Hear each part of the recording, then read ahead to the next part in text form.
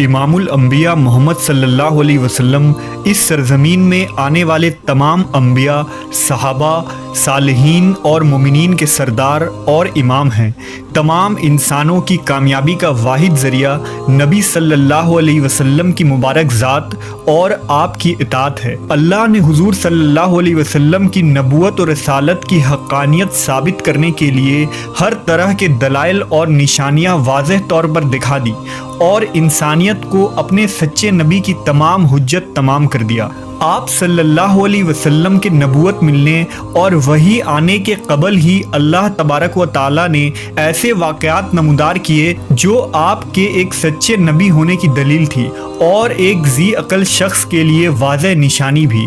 उन निशानियों और मुआजिज़ात में नबी की पैदाइश के वक्त होने वाले गैर मामूली वाक़यात हैं जो उस वक्त मौजूद लोगों ने अपनी आँखों से देखा और आपके नबूवत के गवाह साबित हुए।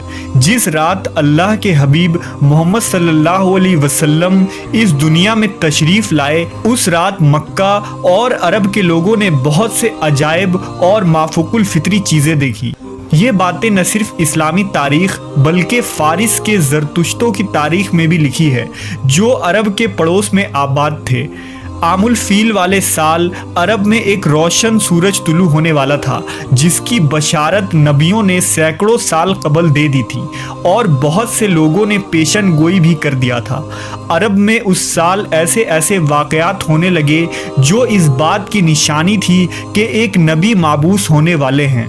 इस साल ज़मीन सरसब्ज़ हो गए, फसलों में इजाफा हो गया, दरख्त फलों से भरकर झूलने लगे, बारिश खूब हुई, गोया ये खुशहाली का साल था। कुरैश ने ऐसा मौसम कभी नहीं देखा था। एक रिवायत में आप सल्लल्लाहु अलैहि वसल्लम ने फरमाया कि मैं अपने बाप इब्राहीम की दुआ और ईसा इब्न मरियम की बशारत हूँ। मेरी माँ ने ये ख्वाब देखा कि उनके जिस्म से एक ऐसा नूर निकला जिससे शाम के महल्लात रोशन हो गए। जिस रात नबी सल्लल्लाहु अलैहि वसल्लम की पैदाइश हुई वो एक गैर मामूली रात थी जिसके मुतालिक आपकी वालिदा हज़रत आमना फरमाती हैं कि मुझसे एक नूर निकला। मैंने देखा कि इससे शाम के शहर बसरा के महल्लात रोशन हो गए। मैंने चंद ऐसी दराज कद औरतों को देखा जैसे कि वो अब्द मनाफ की बेटियां हों। हज़रत आमना फरमाती हैं कि मैंने देखा कुछ मर्द फ़िज़ा में अपने हाथों में चांदी के बर्तन लिए खड़े हैं। इस रिवायत को इमाम हाकिम ने नकल किया है जिसके मुतालिक इमाम सयूती ने लिखा कि हज़रत आमना ने शाम के महल्लात देखे, वो हालत बेदारी में था। हज़रत उस्मान की वालिदा बयान करती हैं कि मैं उस रात हज़रत आमना के पास थी जिस रात नबी सल्लल्लाहु अलैहि वसल्लम की वलादत हुई।